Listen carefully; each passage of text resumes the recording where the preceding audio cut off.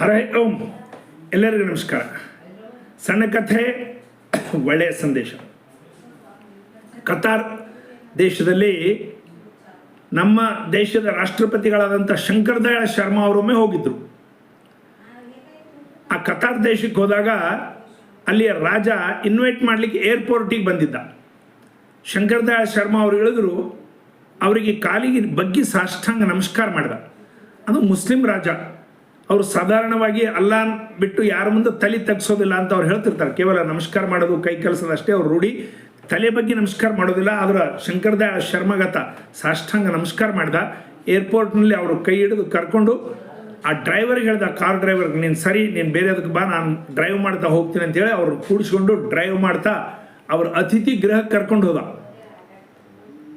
ಆಶ್ಚರ್ಯ, ಪ್ರೆಸ್ದವ್ರು ಕೇಳಿದ್ರು ಆ ರಾಜಗೆ, ನೀವೊಂದು ಮುಸ್ಲಿಂ ದೇಶದ ರಾಜರು, ಪ್ರೋಟೋಕಾಲ್ ವಿರುದ್ಧವಾಗಿ ನೀವೇನಪ್ಪ ಅಂತಂದ್ರೆ ಏರ್ಪೋರ್ಟಿಗೆ ಹೋದ್ರಿ, ಅವರಿಗೆ ಕಾಲಿಗೆ ಸಾಷ್ಟಾಂಗ ನಮಸ್ಕಾರ ಮಾಡಿದ್ರಿ, ಅದಾದ ನಂತರ ನಿಮ್ಮ ಡ್ರೈವರ್ಗೆ ಬೇಡ ಅಂಥೇಳಿ ನೀವೇ ಡ್ರೈವ್ ಮಾಡ್ತಾ ಇಲ್ಲಿವರೆಗೆ ಅತಿಥಿ ಗೃಹದವರೆಗೆ ಕರ್ಕೊಂಡು ಬಂದಿರಿ, ಇದೆಲ್ಲ ಪ್ರೋಟೋಕಾಲ್ಗೆ ವಿರುದ್ಧ ಅಲ್ಲ, ಹೀಗೆ ಯಾಕೆ ಮಾಡಿದ್ರಿ ಅಂತ ಹೇಳಿದಾಗ ಆತ ಹೇಳ್ತಾನೆ, ರಾಜ, ನಾನು ಪೂನಾದಲ್ಲಿ ಸ್ಟೂಡೆಂಟ್ ಆಗಿದ್ದಾಗ ಇವರು ನಮ್ಮ ಗುರುಗಳು, ನಾನು ಇವ್ರ ಹತ್ರ ವಿದ್ಯೆ ಕಲ್ತಿದ್ದೀನಿ. ಇವತ್ತು ಗುರುಗಳ ಸೇವಾ ಮಾಡೋ ಅವಕಾಶ ಭಗವಂತ ನನಗೆ ಕಲ್ಪಿಸಿಕೊಟ್ಟ. ನಾನು ರಾಜ ಆಗಿದ್ದೀನಿ, ಅವ್ರೇನಪ್ಪ ಅಂತಂದ್ರೆ ನಮ್ಮ ದೇಶಕ್ಕೆ ಅತಿಥಿಯಾಗಿ ರಾಷ್ಟ್ರಪತಿಯಾಗಿ ಭಾರತ ದೇಶದಿಂದ ಬಂದಿದ್ದಾರೆ. ಇದು ಒಂದು ಸಂಯೋಗ, ನನಗೆ ಬಹಳ ಆನಂದ ಆಗ್ಯದ ಅಂಥೇಳಿ. ನೋಡ್ರಿ, ಅದಕ್ಕೆ ನಮ್ಮ ಶಾಸ್ತ್ರಗಳಲ್ಲಿ ಗುರು ಬ್ರಹ್ಮ, ಗುರುರ್ ವಿಷ್ಣು, ಗುರುರ್ ದೇವೋ ಮಹೇಶ್ವರ, ಗುರು ಸಾಕ್ಷಾತ್ ಪರಬ್ರಹ್ಮ, ತಸ್ಮೈ ಶ್ರೀ ಗುರುವೇ ನಮಃ. ಗುರುವಿಗಷ್ಟು ಮಹತ್ವ. ಗುರು ಗೋವಿಂದ ದೋನೋ ಖಡೆ ಕಾಕಿ ಲಾಗೋ ಪಾಯ್, ಬಲಿಹಾರಿ ಗುರು ಆಪಕಿ ಗೋವಿಂದ ದಿಯೋ ಬತಾಯ್.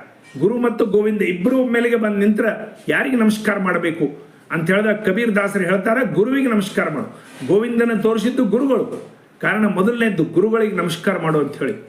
ನಮ್ಮಲ್ಲಿ ಶಾಸ್ತ್ರಗಳಲ್ಲಿ ಸಹಿತ ನೋಡ್ರಿ, ರಾಮ ಲಕ್ಷ್ಮಣರನ್ನು ವಿಶ್ವಾಮಿತ್ರ ಕರ್ಕೊಂಡು ಹೋದ್ರು, ದಶರಥ ಮಹಾರಾಜರು ಕಳಿಸ್ಕೊಟ್ರು. ಸಣ್ಣ ಹುಡುಗರು ಅಡವಿಗೆ ಕರ್ಕೊಂಡು ಹೋಗ್ತೀನಿ, ನನ್ನಿಂದ ಕಳಿಸು, ರಾಕ್ಷಸರ ಸಂಹಾರ ಮಾಡೋದಿದೆ. ಅವರು ರಾಮ ಕಾಲು ಒತ್ತಿದ್ದ, ವಸಿಷ್ಠರು ವಿಶ್ವಾಮಿತ್ರ ವಸಿಷ್ಠರ ಕಾಲುಗಳು ಒತ್ತಿದ್ದು. ಸಾಂದೀಪನ ಹತ್ರ ಕೃಷ್ಣ ಪರಮಾತ್ಮ ಅಭ್ಯಾಸ ಮಾಡಿದ್ದು. ಇಂಥೆಂಥ ಮಹಾನ್ ಎಲ್ಲ ಕೌರವರು ಪಾಂಡವರು ದ್ರೋಣಾಚಾರ್ಯ ಹತ್ರ ಅಭ್ಯಾಸ ಮಾಡಿದ್ದು, ವಿದ್ಯೆ ಕಲ್ತಿದ್ದು. ಗುರುಕುಲಗಳು ಇವೆಲ್ಲ ನಮ್ಮಲ್ಲಿ ಇರ್ತಕ್ಕಂಥವು. ಬಹಳ ಗುರು ಬಗ್ಗೆ ಶ್ರದ್ಧೆ ನಮ್ಮದು ಬಹಳ ದಿವಸದಿಂದ ನಮ್ಮ ದೇಶದಲ್ಲಿ ಇದ್ದಿದ್ದು. ಇನ್ನೂ ಒಂದು ಜೀವಂತ ಉದಾಹರಣೆ ಅಂತಂದ್ರೆ, ಪಾರ್ಲಿಮೆಂಟ್ನಲ್ಲಿ ಒಮ್ಮೆ ಸಭಾ ನಡೆದಿತ್ತು. ಪಾರ್ಲಿಮೆಂಟ್ನಲ್ಲಿ ಸಭೆ, ಅಲ್ಲಿ VP ಸಿಂಗ್ ಪ್ರಧಾನಮಂತ್ರಿ, ಮುರಳಿ ಮನೋಹರ್ ಜೋಶಿ ಒಬ್ಬ ಖಾಲಿ MP, ಅವರು ಭಾರತೀಯ ಜನತಾ ಪಾರ್ಟಿ MP. ಅವರು ಮಾತಾಡ್ತಾ ಅವನ ಕಡೆ ಕೈ ತೋರಿಸಿ, VP ಸಿಂಗ್ನ ಕಡೆ ಕೈ ತೋರಿಸಿ ಅವ್ರು ಹೇಳ್ತಾರೆ, ಐಸಾ ನಾಲಾಯಕ್ ಪ್ರಧಾನಮಂತ್ರಿ ಮೈ ಆಜ್ ತಕ್ ನೈ ದೇಖ. ಇಂಥ ನಾಲಾಯಕ್ ಮೂರ್ಖ ಕೆಲಸಕ್ಕೆ ಬರಲಾರ್ದವನು ನಾನು ಇವತ್ತಿನವರೆಗೆ ನೋಡಿಲ್ಲ. ಎಲ್ಲರಿಗೂ ಆಶ್ಚರ್ಯ. ಆ ಮಾಮೂಲಿ ಒಬ್ಬ MP ಪ್ರಧಾನಮಂತ್ರಿಗೆ ಬೈತಾ ಇದ್ದಾನೆ. ನಂತರ ಕಮ್ಯುನಿಸ್ಟ್ ಪಾರ್ಟಿ ಅವ್ರು ಲಂಚ್ ಅವರ್ಸ್ನಾಗ ಅವರು VP ಸಿಂಗ್ ಹೇಳ್ತಾರೆ, ನೀವು ಕಂಪ್ಲೇಂಟ್ ಮಾಡಿರಿ, ಸ್ಪೀಕರ್ ಕಂಪ್ಲೇಂಟ್ ಮಾಡಿರಿ, ಅದರ ಮೆಂಬರ್ಶಿಪ್ ಹೋಗ್ತಾ ಜೀವನದಲ್ಲಿ MP ಆಗೋದಿಲ್ಲ. ನಿಮ್ಮನ್ನು ಬೈತಾ ಇದ್ದಾನೆ. ನೀವು ಕೇವಲ ಒಬ್ಬ VP ಸಿಂಗ್ ಅಲ್ಲ, ಪ್ರಧಾನಮಂತ್ರಿಗಳು, ದೇಶದ್ದೇ ಪ್ರಧಾನಮಂತ್ರಿ. ದೇಶದ ಪ್ರಧಾನಮಂತ್ರಿ ಮೂರ್ಖ ನಾಲಾಯಕ್ ಅಂತ ಇದ್ದಾರೆ.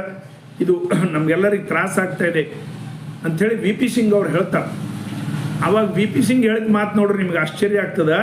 ಆ VP ಸಿಂಗ್ ಹೇಳ್ತಾನ, ಅವರು ಬೈಯಕಲ್ಕ ನಾನು ತಲೆ ತೆಗಿಸ್ಕೊಂಡು ಕೂತಿದ್ದೆ, ಹಿಂಗೆ ಮಾರಿ ಎತ್ತಿ ಕಣ್ಣಲ್ಲಿ ಕಣ್ಣು ಹಾಕಿ ನೋಡೋ ಧೈರ್ಯ ಕೂಡ ನನಗಿಲ್ಲ. ಅವರು ನನ್ನ ಗುರುಗಳು. ಅಲಹಾಬಾದ್ದಾಗ ನಾನು ಅವ್ರ ಸ್ಟೂಡೆಂಟು, ನನ್ನ ಕೆಮಿಸ್ಟ್ರಿ ಫಿಸಿಕ್ಸ್ ಕಲಿಸಿದವರು. ಕಾರಣ ನಾನು ಅವ್ರಿಗೆ ಕಣ್ಣೆತ್ತಿ ನೋಡ್ಲಿಕ್ಕೆ ಸಹಿತ ನನ್ನ ಧೈರ್ಯ ಆಗಿಲ್ಲಪ್ಪ. ನೀನು ಕಂಪ್ಲೇಂಟಿಗೆ ಹೋಗಿದ್ದಿ, ಅದು ಅಸಾಧ್ಯ ಕೆಲಸ ಅಂಥೇಳಿ ಆ VP ಸಿಂಗ್ ಹೇಳ್ತಾನೆ. ನೋಡ್ರಿ, ಆ ಗುರುಗಳ ಬಗ್ಗೆ ಇರ್ತಕ್ಕಂಥ ಶ್ರದ್ಧೆ, ಅವ್ರು ಏನಂದ್ರು ಯಾಕಂದ್ರು ಅದು ಬೇರೆ ವಿಷಯ, ಅದು ಇಲ್ಲಿ ಗೌನ. ಆದರೆ ಆ ವ್ಯಕ್ತಿಯ ಗುರುಗಳ ಮೇಲೆ ಇರ್ತಕ್ಕಂಥ ಶ್ರದ್ಧೆ ನಮಗೆ ಈಗ್ಯೂ ಸಹಿತ ಹಳ್ಳಿಯಲ್ಲಿ ಇರ್ತಕ್ಕಂಥ ಗುರುಗಳು ಬಂದಾಗ ನಮಗೆ ಬಹಳ ಶ್ರದ್ಧೆ ಅನ್ನಿಸ್ತದೆ. ನಾನು ಇಲ್ಲಿ ಕಲಿಯಕಲ್ಕ ಕುಪ್ಪೇರಾವ್ ಅಂತೇಳಿ ನಮ್ಮ ಗುರುಗಳಿದ್ರು, ಬಹಳ ಪ್ರಾಮಾಣಿಕ, ಬಹಳ ವ್ಯಕ್ತಿ. ಪ್ರಾರ್ಥನೆಗೆ ಒಂದು ದಿವಸ ಟೈಮು, ಸ್ಕೂಲಿಗೆ 2 ನಿಮಿಷ ಲೇಟ್ ಆದರೆ ಸ್ಕೂಲಿಗೆ ಲೀವ್ ಹಾಕಿ ಮನೆಗೆ ಹೋಗ್ಬಿಡೋರು. ನಾನು 2 ನಿಮಿಷ 5 ನಿಮಿಷ ಲೇಟ್ ಬಂದೆ ಅಂಥೇಳಿ ನಮಗೆ RSS ಶಾಖ ಕಲಿಸ್ತಿದ್ರು. ನಾವು ಅಲ್ಲಿ ಶಾಖ ಕೊಡ್ತಾ ಹೋಗೋದು, ಚಪ್ಪಲಿ ಒಂದು ಕಡೆ ಈಚೆಗಡೆ ಒಂದು ಬಿಸ್ಟ್ ಹಾಕೋದು, ಈಚೆಗಡೆ ಒಂದು ಬಿಸ್ಟ್ ಹಾಕೋದು, ಹೋಗಿ ಶಾಖ ಒಳಗೆ ಧ್ವಜ ಪ್ರಣಾಮ ಮಾಡೋದು, ಆಟ ಆಡ್ಲಿಕ್ಕೆ ಕೂಡ್ತಿದ್ದೆವು. ಆ ಗುರುಗಳು ಪಾಪ ಆ ಚಪ್ಪಲಿನ ಹಿಡ್ಕೊಂಡು ಬಂದು, ಕೈಯಲ್ಲಿ ಹಿಡ್ಕೊಂಡು ಬಂದು 2 ಚಪ್ಪಲಿ ನೆತ್ತಿ ಒಂದು ಲೈನಿಗೆ ಇಟ್ಟು ಬಿಡ್ತಿದ್ರು. ಎಲ್ಲ ಲೈನಿಗೆ ಚಪ್ಪಲಿ ಬಿಡ್ತಿದ್ರು. ನನ್ನ ಚಪ್ಪಲಿ ಸಹಿತ ತಂದು ಅವ್ರು ಲೈನಿಗೆ ಇಡ್ತಿದ್ರು. ನಾನು ಅವ್ರಿಗೆ ಕೇಳ್ತಿದ್ದೆ, ಗುರುಗಳೇ ಅವು ಯಾರು ಒಯ್ತಾರ, ನಾನು ಅಲ್ಲಿ ಒಂದು ಈಚೆಗಡೆ ಬಿಸ್ಟ್ ಹಾಕಿನಿ, ಅವು ಅಲ್ಲೇ ಇರಲಿ, ಯಾರು ಒಯ್ಯೋದಿಲ್ಲ, ಯಾಕೆ ನೀವು ಕೈ ಮುಟ್ತೀರಿ ಅಂತ. ಅವ್ರು ಹೇಳ್ತಿದ್ರು, ಹಾಗಲ್ಲಪ್ಪ, ಜೀವನದಲ್ಲಿ ಒಂದು ಪದ್ಧತಿ ಇರಬೇಕು, ಡಿಸಿಪ್ಲಿನ್ ಇರಬೇಕು, ಆ ಚಪ್ಪಲಿಗಳನ್ನೆಲ್ಲ ಲೈನಿಗೆ ಇಡಬೇಕು ಅಂತೇಳಿ. ನಮಗೆ ಆವಾಗ ಆ ವಿಷಯ ಯಾಕೆ ಮಾಡ್ತಿದ್ರು ಸಾರ್ ಅಂತ ತಿಳಿಲಿಲ್ಲ.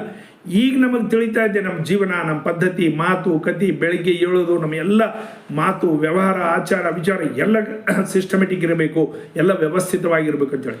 ಅಧ್ಯಾತ್ಮದ ಒಂದು ಕಡೆ ಹೇಳ್ತಾರೆ, ನಿಮಗೆ ಅಧ್ಯಾತ್ಮದ ಮೊದಲನೇ ಸ್ಟೇಜ್ ಅಂತಂದ್ರೆ ನಿಮ್ಮ ಮನೆಯಲ್ಲಿ ವಸ್ತುಗಳು, ನೀವು ಇರ್ತಕ್ಕಂಥ ಕೆಲಸದಲ್ಲಿ ರಾತ್ರಿ ಲೈಟ್ ಹೋದಾಗ ಸಹಿತ ಸ್ಕ್ರೂ ಡ್ರೈವರ್ ಎಲ್ಲದಂತಂದ್ರೆ 2ನೇ ಖಾನಿ ಒಳಗೆ 3ನೇ ಇದ್ರೊಳಗೆ ಇಟ್ಟಿದ್ದೀನಿ ನೋಡು ಅಂಥೇಳಿ ಕಣ್ಣು ಮುಚ್ಚಿ ಸಹಿತ ಹೇಳಬೇಕು. ಹಂಗೆ ವ್ಯವಸ್ಥಿತವಾಗಿ ನಿಮ್ಮ ಸಾಮಾನುಗಳಿರಬೇಕು, ನಿಮ್ಮ ಬಟ್ಟೆ, ಮಾತು ಕತಿ ಪ್ರತಿಯೊಂದು ಡಿಸಿಪ್ಲಿನ್ ಆಗಿರಬೇಕು, ಪ್ರತಿಯೊಂದು ವ್ಯವಸ್ಥಿತವಾಗಿರಬೇಕು, ಸಮಯ ಪಾಲನೆ ಇರಬೇಕು.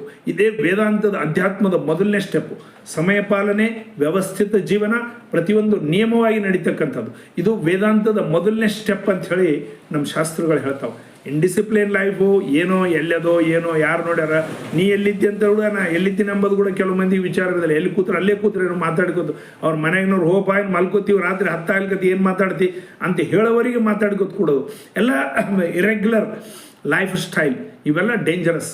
ಕಾರಣ ಪ್ರತಿಯೊಂದು ವ್ಯವಸ್ಥಿತವಾಗಿರಬೇಕು, ಸಮಯ ಎಲ್ಲರಿಗೂ ಸಮಯ ಕೊಡಬೇಕು, ಮಾತಾಡಬೇಕು, ಪ್ರತಿಯೊಬ್ಬರ ಹತ್ರ ಹೋಗಿದಿರಬೇಕು. ನಮ್ಮ ಬಟ್ಟಿ ಬರೀ ಸ್ವಂತ ನಾವು ಎಲ್ಲಿವರೆಗೆ ಆರೋಗ್ಯ ನಮಗೆ ಚೆನ್ನಾಗಿರ್ತದೆ ಅಲ್ಲಿವರೆಗೆ ನಾವೇ ಒಕ್ಕೊಬೋದು, ನಾವೇ ಸಿಸ್ಟಮ್ಯಾಟಿಕ್ಕಾಗಿ ಮಡಿಚಿಟ್ಕೊಬೋದು, ನಾವೇ ಇಸ್ತ್ರಿ ಮಾಡ್ಕೊಬೋದು. ಇದನ್ನೆಲ್ಲ ನಾವು ಸಮಯಕ್ಕೆ ಸರಿಯಾಗಿ ಆಫೀಸ್ ಇದ್ರೆ ಆಫೀಸ್ಗೆ ಹೋಗೋದು, ಬೇರೆ ಕೆಲಸಕ್ಕಿದ್ರೆ ಹೋಗೋದು. ಯಾರಾದರೂ ನಮಗೆ ಕಾಯಿಸ್ಲಾರ್ದಂಗೆ ಒಬ್ಬ ಮನುಷ್ಯಗೆ ನಾವು ಕಾಯಿಸಿದ್ರೆ ಮಹಾಪಾಪ ಅಂತ. ನಮ್ಮ ಸಲುವಾಗಿ 10 ನಿಮಿಷ ಒಬ್ಬ ಮನುಷ್ಯ ವೇಟ್ ಮಾಡ್ಕೊತಿದ್ರೆ ಆ 10 ನಿಮಿಷದ್ದು ಸಹಸ್ರ ಟೈಮ್ ಪಾಪ ನಮಗೆ ಬರ್ತಂತ. ಅವ 24 ಗಂಟೆ ನಮ್ಮ ಕಡೆ ನೋಡ್ಕೋದು, ಇನ್ನೂ ಬರಲಿಲ್ಲ, ಇಲ್ಲಿ ಕೂಡಿಸಿದ್ರು, ಹೋದ್ರು, ಬರ್ತೀನಿ ಅಂತ ಹೇಳ್ದ ಅಂತೇಳಿ ಹಾಗೆಂದೂ ಯಾರಿಗೆ ಹೇಳಬಾರ್ದು. ಹಾಗೇನ ಲೇಟ್ ಆಗ್ತಾನೆ ಇಮಿಡಿಯೇಟ್ ಫೋನ್ ಮಾಡಿ ಇನ್ನೊಂದು 10 ನಿಮಿಷ ಲೇಟ್ ಆಗ್ತದೆ, ಸಾರಿ ನೀವು ಬೇರೆ ಏನಾದರೂ ಕೆಲಸ ಮಾಡಿಕೊಡ್ರಿ ಅಂತೇಳಿ ಅವ್ನಿಗೆ ಇಮಿಡಿಯೇಟ್ ನಾವು ಇನ್ಫಾರ್ಮೇಷನ್ ಕೊಡಬೇಕು. ಈ ರೀತಿ ನಮ್ಮದೊಂದು ಲೈಫ್ ಸ್ಟೈಲ್ ಇರಬೇಕಂತ ಹೇಳಿ ಈ ಇದರಲ್ಲಿ ಕಲಿಸ್ತದೆ. ನಾವು ನಮ್ಮ ಮಕ್ಕಳಿಗಿಂತ ಉದಾಹರಣೆಗಳನ್ನು ಹೇಳಬೇಕು. ಭಾರತ್ ಮಾತಾ ಕಿ ಜೈ. ಎಲ್ಲರಿಗೆ ತಲೆಬಾಗಿ ನಮಸ್ಕರಿಸುತ್ತೇವೆ. ನನ್ನ ಹೆಸರು ಅಮರ್ ದೀಕ್ಷಿತ್ ಕೃಷ್ಣ.